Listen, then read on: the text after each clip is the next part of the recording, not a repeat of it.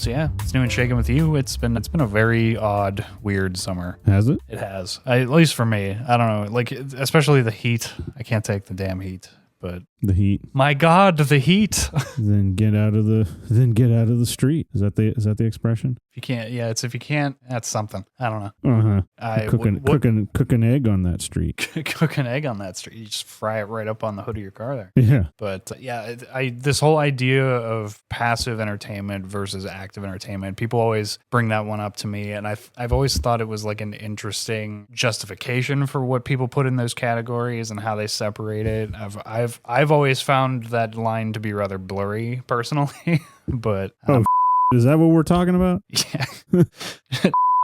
Do we put that on the docket for today? I got cheesecake recipes. Damn it. On the docket today. We can talk about that. That's cool. Chocolate tuxedo or strawberries. That's what I got. Yeah. I just have one of those spiral full Cheesecake here. Factory menu. Just start rattling them off because they have like 5,000 flavors. Yeah. But anyway, yes, go ahead. You were.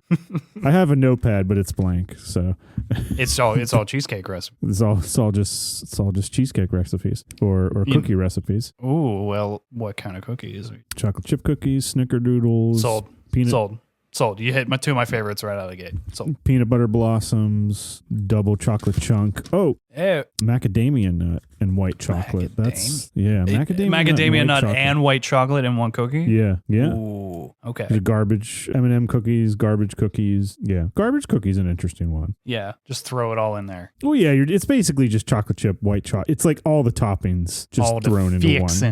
Yeah, all the it's just all of it. You get all of it, so it's it's a lot. It comes it's with the a site. Heavier cookie. Yes, it's but I digress. Get us back on track here. There's never a track. You've been in this as long as I have. There's never a track.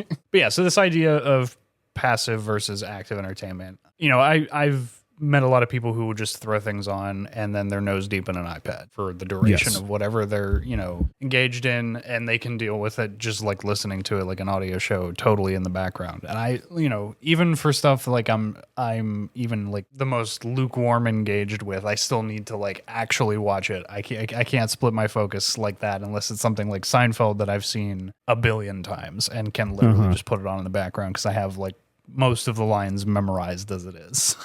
But passive entertainment is an interesting one because I think for me personally it is very much like the things that are just so faded into the background that I have seen 50 billion times over, that just do really totally just wait in the background. I can totally ignore it and just is kind of like a buffer for me to do whatever other thing. The only other thing I was going to add is the only other form of that I can kind of do that with are like certain levels of audio entertainment, like certain podcasts and stuff I can do that with, but for the most part it needs to be something I've seen like 50 billion times. So just so I'm even clear on this one, when you're saying passive, you're talking something that you've seen so often that it just becomes almost just like background noise or just something you put on. Well, some people too will do that with certain comedies. Like I know people who haven't seen all of The Office or shows like Parks and Rec, they can put those on and not really fully pay attention to them because they're somewhat episodic. I feel like that network level TV, a lot of that kind of fades into that form of entertainment. There's various types of these things, but I personally, I'm most of the time I'm actively watching whatever it is I'm watching. And I feel like a lot of people don't engage with certain entertainment that way. And that's, totally fine. But I find the distinction interesting. All right, how about this to like sort of let's like mark the goalposts for the delineation here. So Seinfeld or The Office, you said, is more. You would put that in the passive category? Well, so like even for some people, I know for some people this is not like a distinct line to draw. For some people, it's like a bulk of entertainment is passive.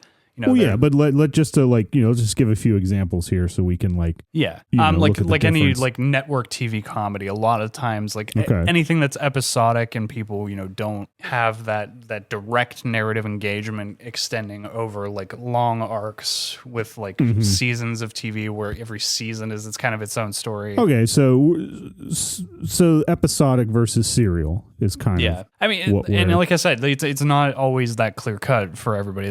There's not like a clear line in the sand. No, it doesn't have. We're not saying that. There. Well, no, there doesn't have to be. But for the sake of argument, we're gonna draw a line. Yeah, that's how I define it. May not be how somebody else does. That's where my hesitance to define it is. Damn it, George, swear. Okay. Damn it, George, swear. Okay, so yeah, it's not from what you're saying. The active and the passive voice, the passive voice. I'm sorry, the active and passive. It sounds like you're looking at it like passive tends to be more in the episodic realm. Like I'm doing like kind of a rewatch through of the old SpongeBob cartoons. Yeah. And those are very episodic. Like you don't need to.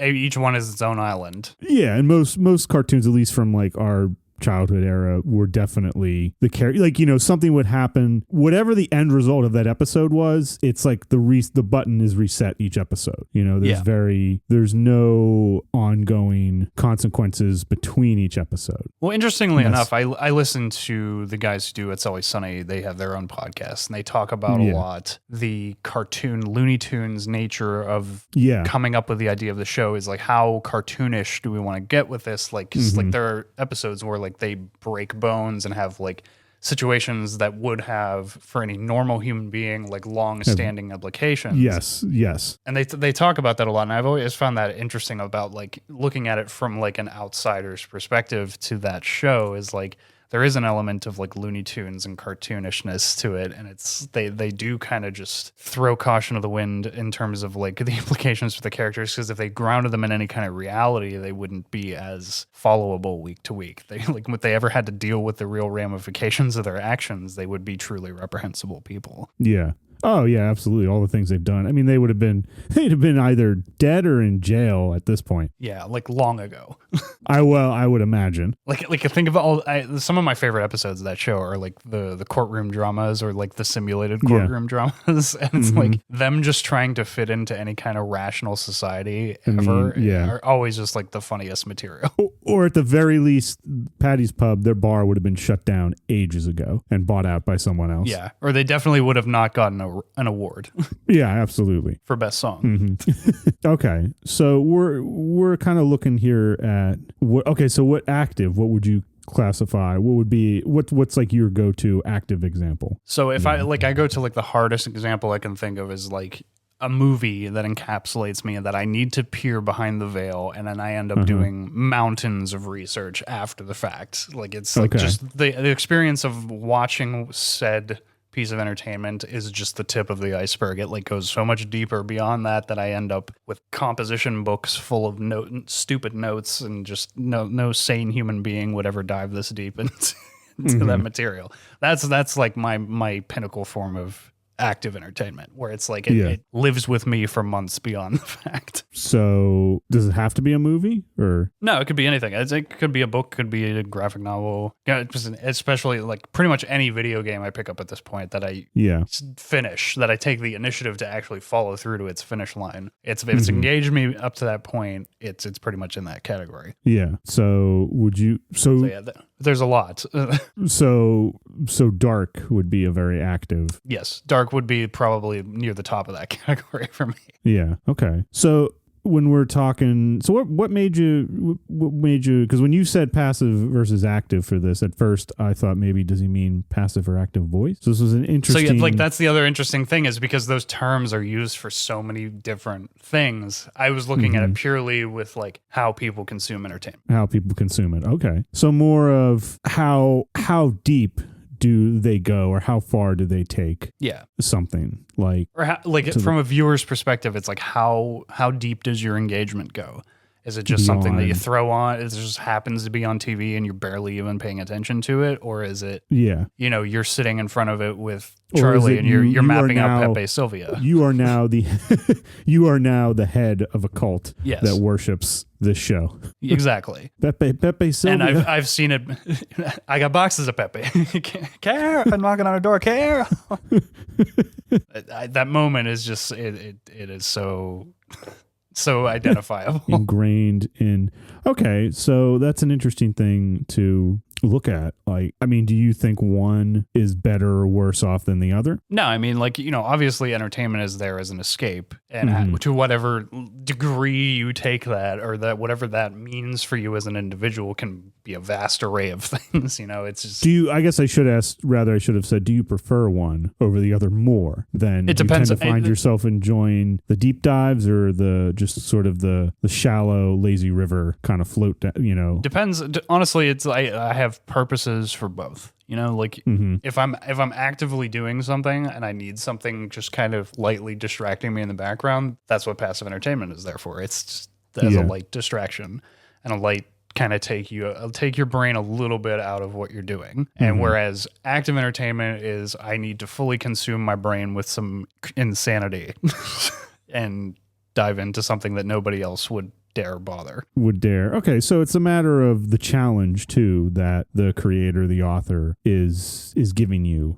with whatever they've presented. Yeah, and I think that I don't want to say like it leads to any depth of intrigue for any piece of entertainment, but certain things do capture you more and want to hold your interest a lot more long-standing after the fact of your initial engagement with it. And those crazy like Pepe Sylvia level deep dives do occur, at least for people as stupid as me. After the fact, you want to dive in with a million notes or whatever, or like look into something like there are movies that have plot structures that engage you after the fact. You think about it and then you kind of envelop certain things that were more under the surface than you thought initially, and you go back to it, that kind of thing. Yeah, a lot of thrillers have that, like where there's things under the surface that you didn't catch around the first time, and then you think about it a little bit more, you come back to it and you're like, well, maybe that was the intention there. Now do you consider like lore research part of that active like deep dive, or is that kind of 1000% like absolute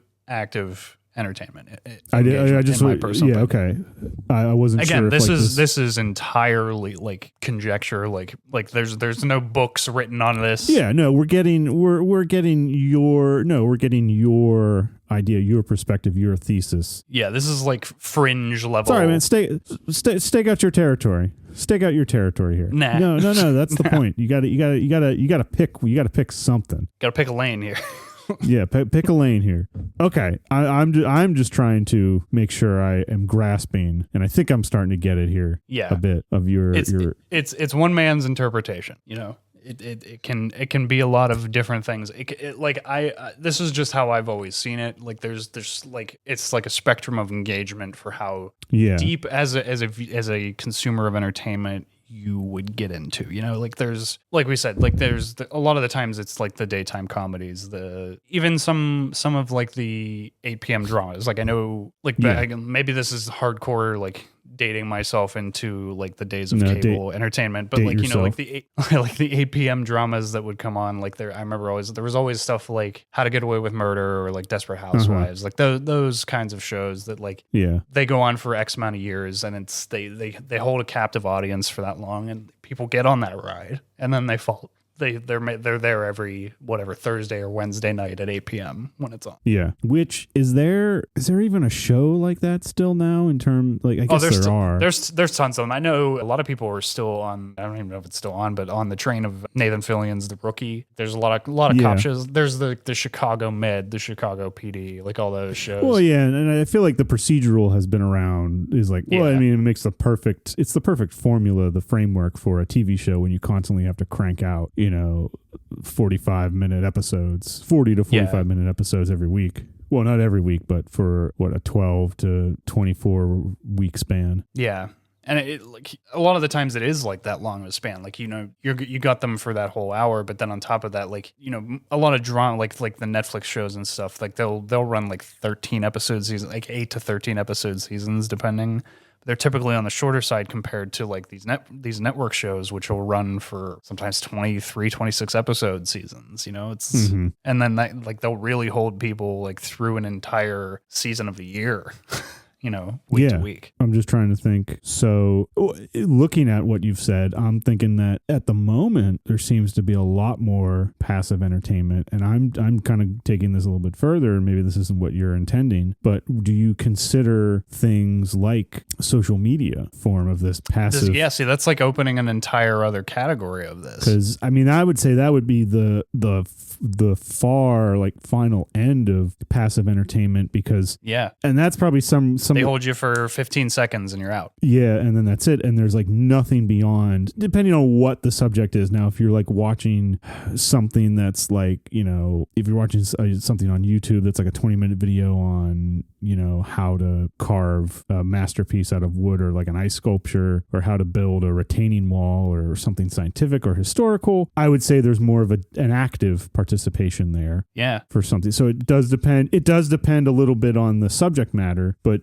I would say the majority of social media tends to be a lot more passive. Yeah. Well, it's interesting because like over the last few years, they've kind of bridged that gap a little bit, whereas like YouTube started pulling some weird stuff with like monetization of like you had to have, I remember there was like a certain point where YouTube was like only ever up to like 10 minutes. I remember like there were longer videos. Yeah. You couldn't go. Yeah. You had to do like separate videos. Yeah. There were longer videos out there, but it was like for the most part, like nobody made videos longer than 10 minutes because it was like the thought process was you can't engage anybody that long because they're just going to go over to TV if they're going to watch something that long. Yeah. But it's like they've shifted that by like intentionally only monetizing videos longer than a certain point, because I feel like they've gotten that engagement and they were pushing themselves to that certain point of longer form content. Because I think it was the rise of like TikTok, the rise of Instagram Reels, all that kind of stuff. The more short form content was grabbing that type of ground, and now they're pushing themselves up to a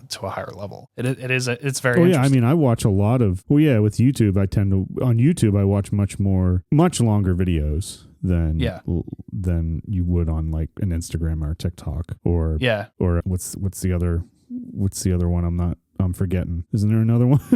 I'm sure there's another one. Twitter is technically still video capable now, or X or X as anyway, whatever it's called now. Something. No, that's a good point, because I do remember the days in the early days of YouTube when you couldn't have a video over a certain amount of time, and in order for them to get around that, they would just break it up into parts. Yeah. I can remember like one of our favorite mutual channels, Red Letter Media, their Star Wars reviews, they had to break them up into like, part 1, part 2, whatever, because you couldn't have it. The whole review was well over an hour. Yeah. So you couldn't have anything longer than, like you said, the 10 minutes. So it had to be in those parts. But now I think like you can have stuff well over the hour mark. I don't even know, is there a limit anymore on YouTube? I don't think so. I've seen like, ambience compilations over like 10 hours. So yeah, I mean, you can get like whole movies on YouTube at this point. Yeah. I remember there was a phase of time where YouTubers for a while, like while they were like adjusting to that gap, like they would do like quote unquote meme reviews, like various forms of that, where like their thing is like they would just go on Reddit and like look at like endless piles of memes to fill 10 minutes worth of content, because that was the only way they could get monetization. Yeah. So it was like they were just filling time to fill time a lot of the cases, but people were showing up and watching them because it was, the YouTuber that they watch. Like, again, that's getting into like a weird meta thing of like, their viewers like passively watching their stuff as they're like passively creating. It's like it's weird compilation of all of that. But I do think there's something to like that level of engagement. And I think like now that you bring up, there's like the whole social media angle to it too. Like there's a lot to this. Like it's like, and I feel like, in a lot of cases, people are getting more and more dejected and less engaged with the material, not doing as much research or studying. We always bring up the fact, that you and I, we joke about, how much we research certain topics and things, but, we for the most part, we do a fair amount of looking into the topics that we cover and making sure, our information is accurate and stuff. And I feel like audiences are more and more getting more dejected and less engaged with certain things. And I find that delineation interesting.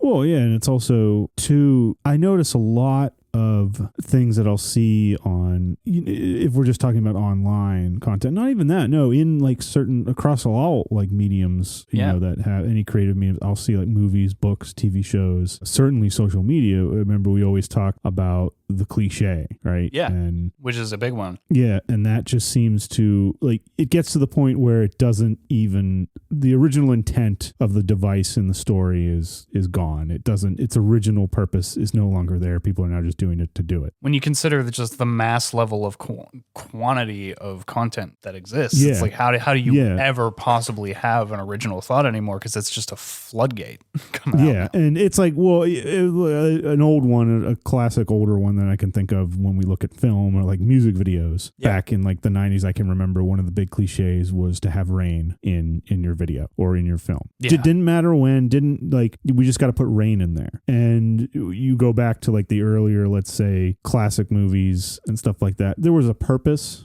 to why they were putting the rain in there. It wasn't just there just to be there. Yeah.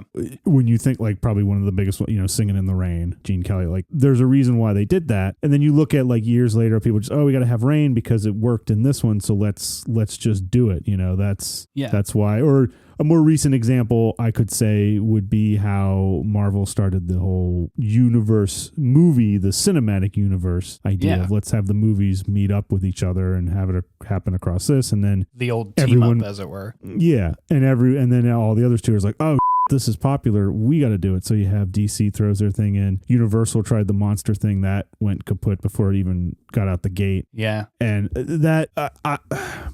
And then you have it get to a meta point with stuff like The Boys, where they're literally poking fun at the entire concept of it. Yeah, no, absolutely. I think I have to, if I'm picking a line, if I'm putting a line in the sand here, I think I'm going to have to lean a little bit more toward the active side.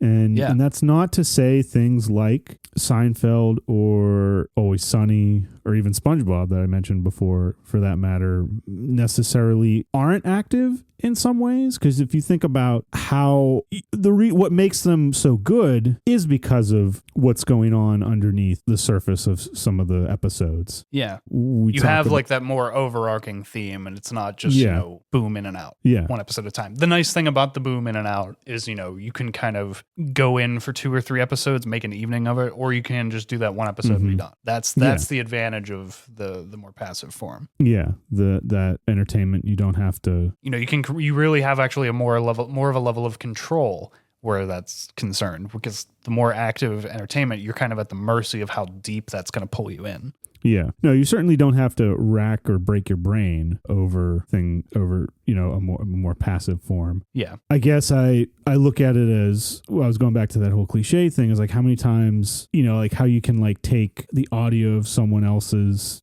TikTok or Instagram and then remix it into your own. And that is like a big thing now, is just like taking other people's content. Yeah. Taking other riffing people, and it make here's an analogy, and this is maybe a bit of a dark analogy, but I'm going to say it anyway. So bananas. Do you like bananas? I love bananas. Okay. I love bananas too. Do you peanut butter with the bananas? I'm just like a straight out of the peel. There it is. Straight out of the peel? You don't dress it up? Nope. And like, Nothing? maybe a Sunday situation, but barring that, Banana split. Yeah. They always got to get a good banana split. It's tough to find. It is tough to find. It's a rarity in these days. There's a place, I think it's Kavlin's down in the Strip District. I want to say. Not heard of this. Yeah, definitely old ice cream shop. I highly recommend it if they still have the banana split. I'm assuming they do. Yeah. But yeah, you definitely, if you ever get a chance, give that a try. Interesting.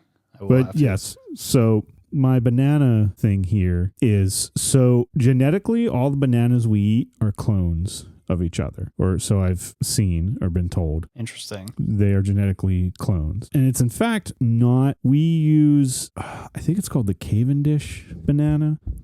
Yeah, I've heard of that one before. Let me look up, or that might be the one. Yes. Yeah. Belonging to the Cavendish subgroup. It's like a subspecies. Well, yeah. And then like that's what we've cultivated, and that's what we continue to use today. Anyway, yeah, they count around for 99% of banana exports to developed countries. And what I'm getting at here is they are all now subject to a fungus known as Panama disease. Yeah, a fungal disease known as Panama disease. And because of this, there's a risk of extinction of this particular variety. And this actually happened before, because the Cavendish species was not what we normally, like I think back in the 50s, before that, and like maybe even like right after World War II, there was a whole nother banana that was sweeter than the ones we eat now that suffered a similar fate. Interesting. And it's gone now. We don't have it. We have the cavendish. So because of this fungal disease and because they're all genetically the same, that, that genetic diversity is gone. And now it doesn't have the ability to fight off the disease. So my long-winded banana analogy here is like,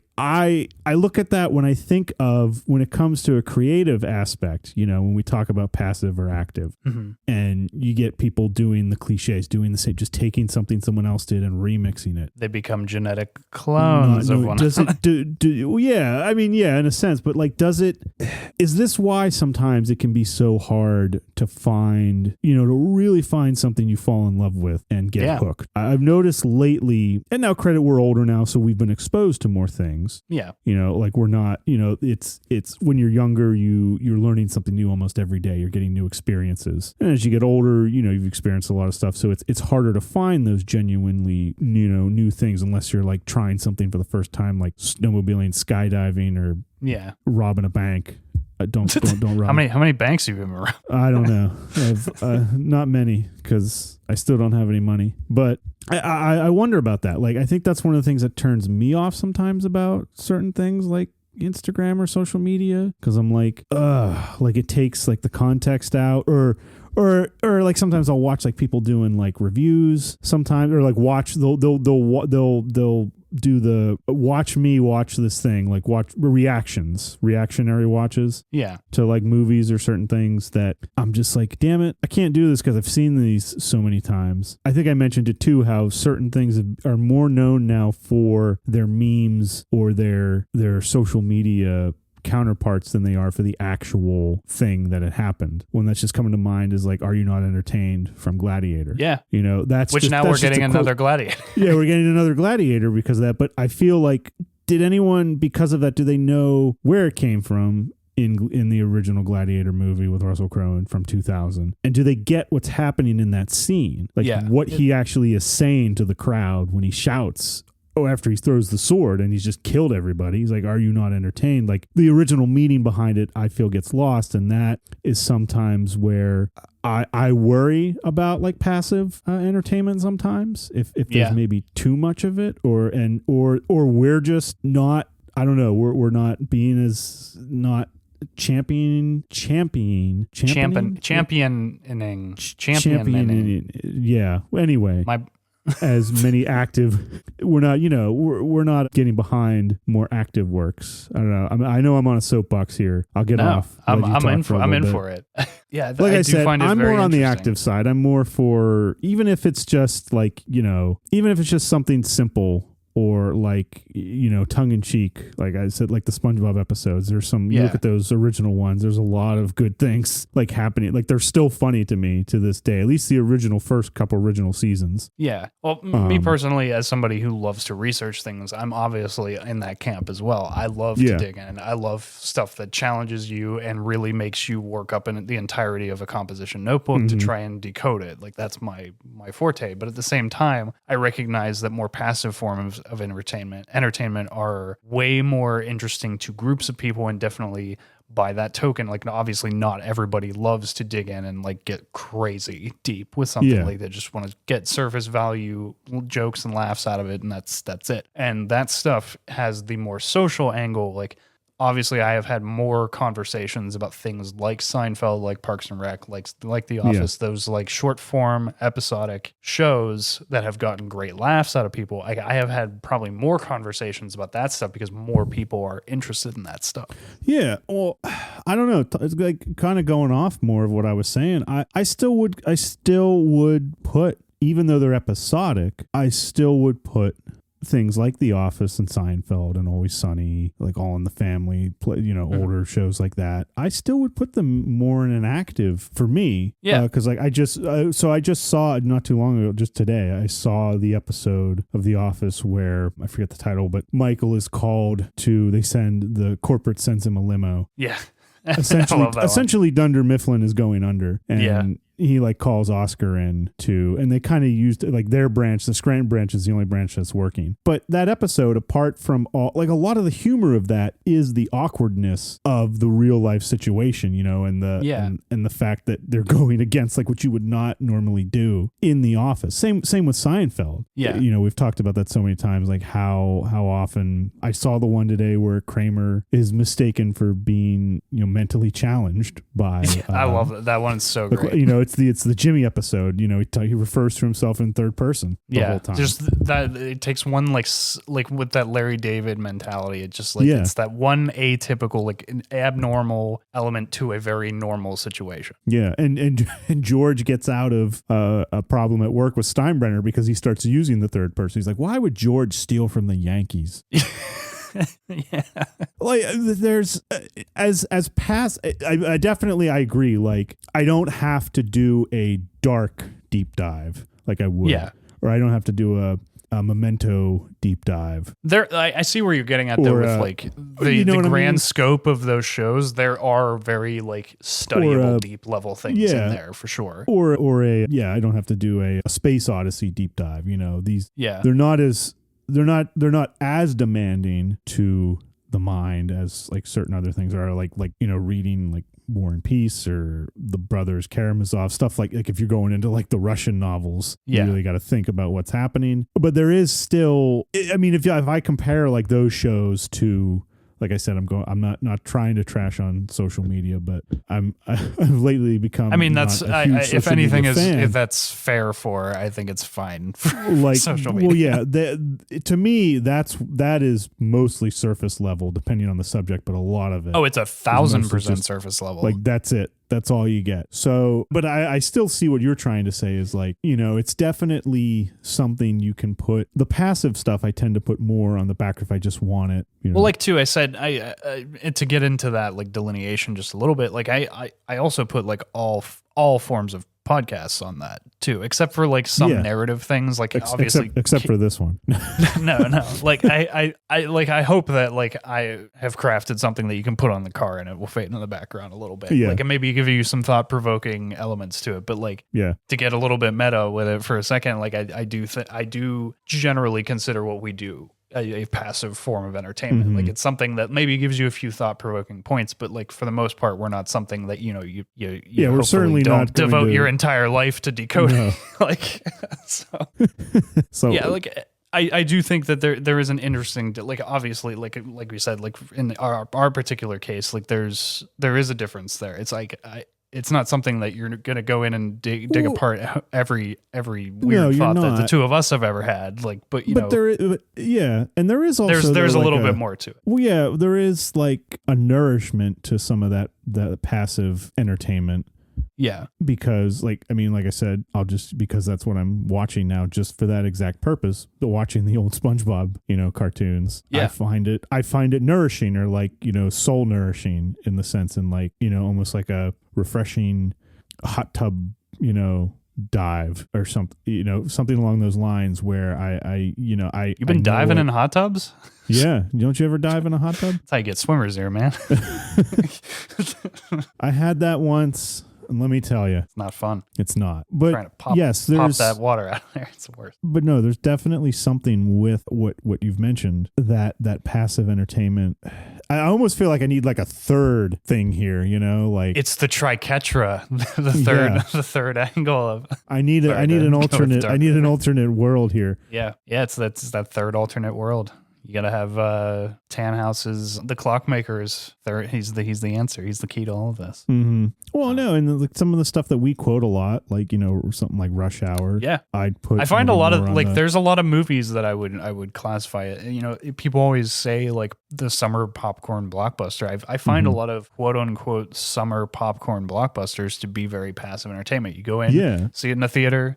Boom, that was a lot of fun. That was great, but I don't go back. I don't buy a copy of it. I don't go back and revisit it and study it, unless in the cases of particular ones like speed or something like that really does stick with me over a long period of time, and I am going to pick it up and watch it again. There are exceptions to all that, but there's various forms of this, and there's ones by that same token of ones that I will put on my shelf and pick up every so often and watch. There's ones that I see in the theater and I don't even think about it another time after walking out of it. So there's a difference. Like it's a razor thin difference, but it is a difference. Well, and then if we're gonna add to that, where would you put things like? I mean, obviously they are active. Like a video game. Yeah. I mean, they're interactive, but they could be passive too if you're not, because like I used to watch like my brother and sister play the games way back in the day. I wasn't playing them, but I would watch them. So it was technically by the, the bare bone definition of passive. Yeah.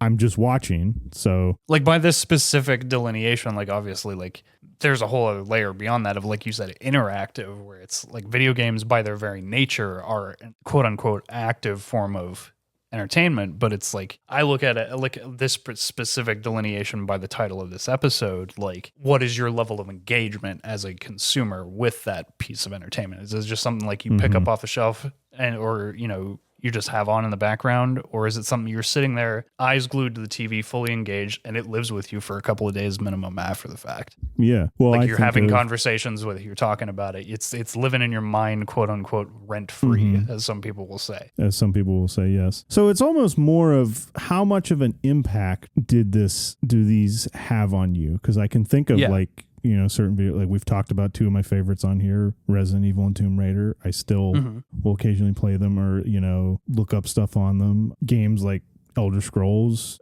Zelda, those are ones. I'm still actively playing Zelda. Like I love Zelda. So it kind of like is the question more the impact that it has to decide whether it's active or more of a, I guess literally like a passerby type, like you said, like, I'll see it, might not see it again, but you never know. Yeah. There's many layers of that. There's many layers of that for the many different forms of entertainment that there are. Like we dove into social media and how that's got all its layers. And then there's, we've discussed in the past, like with Christina, with Twitch, you really only have the one opportunity to view it because it's a live experience. It doesn't, you can't pick it up and watch it again, so that like that in and of itself is like, how do you classify that with this all as well? Like, well, that's weird because I feel like you are active. Well, I mean, because it's live. You have no choice because if you don't pay attention, you can't rewind it and go back. It's like it's gone. Yeah, but it is also passive in the sense that you're just kind of like like when I watch Twitch, I pretty much just put it in the top window and it's like there in the background of when I'm doing something else. It's just you're kind of like hanging out with someone almost, and they're just it's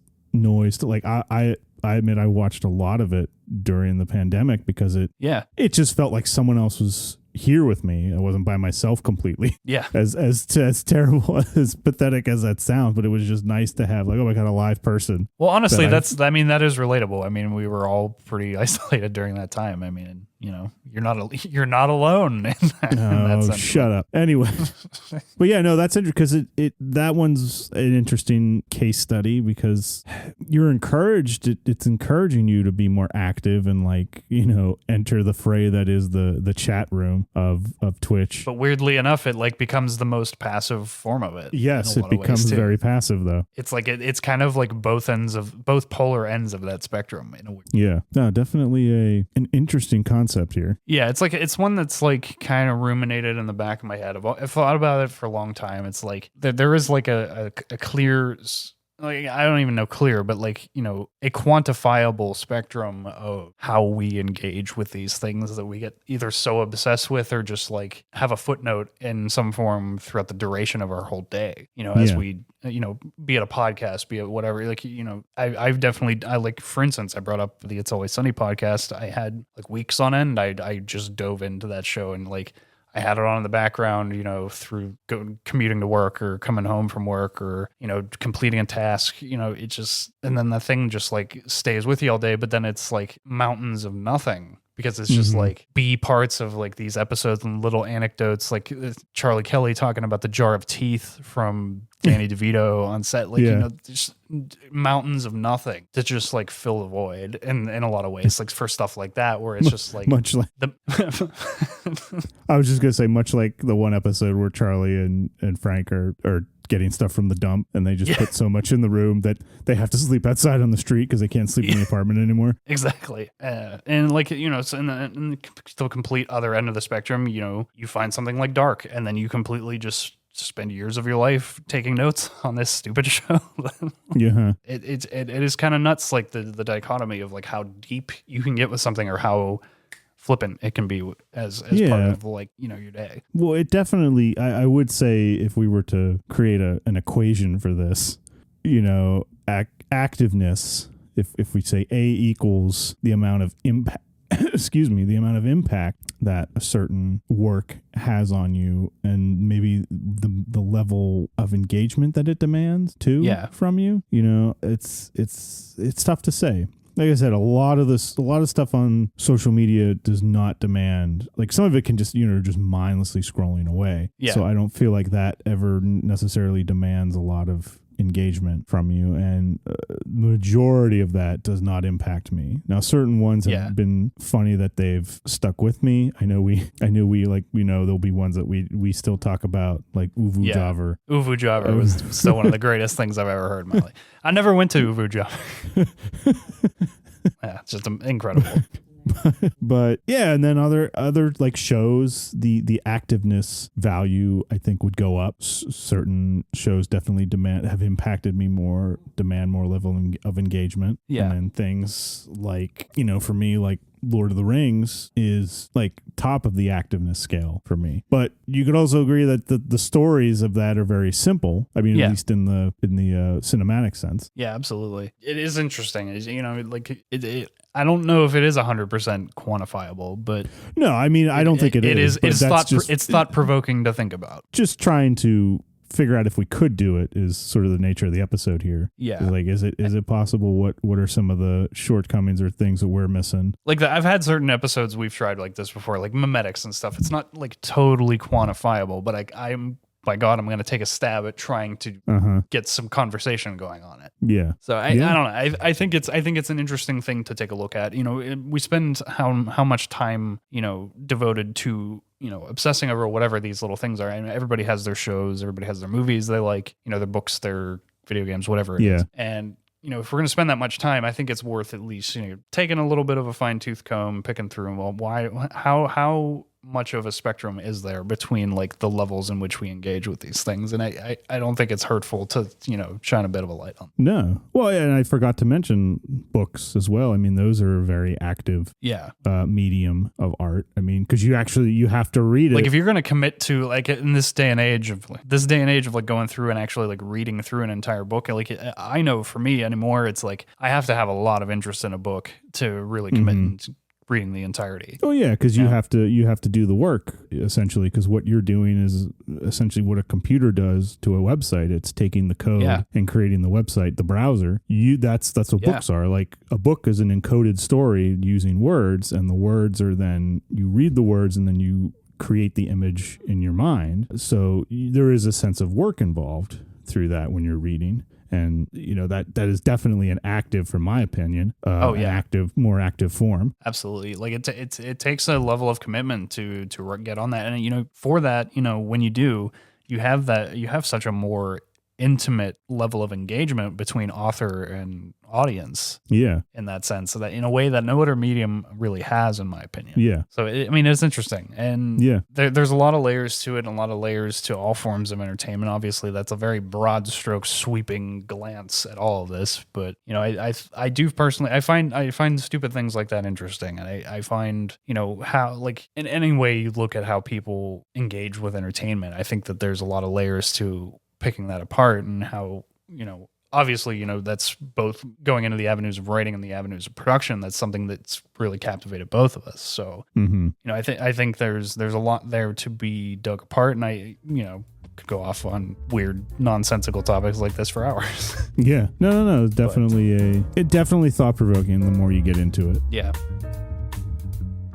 You're sitting in front of it with Charlie, and you're mapping out Pepe Sylvia. You are now the head of a cult that worships this show.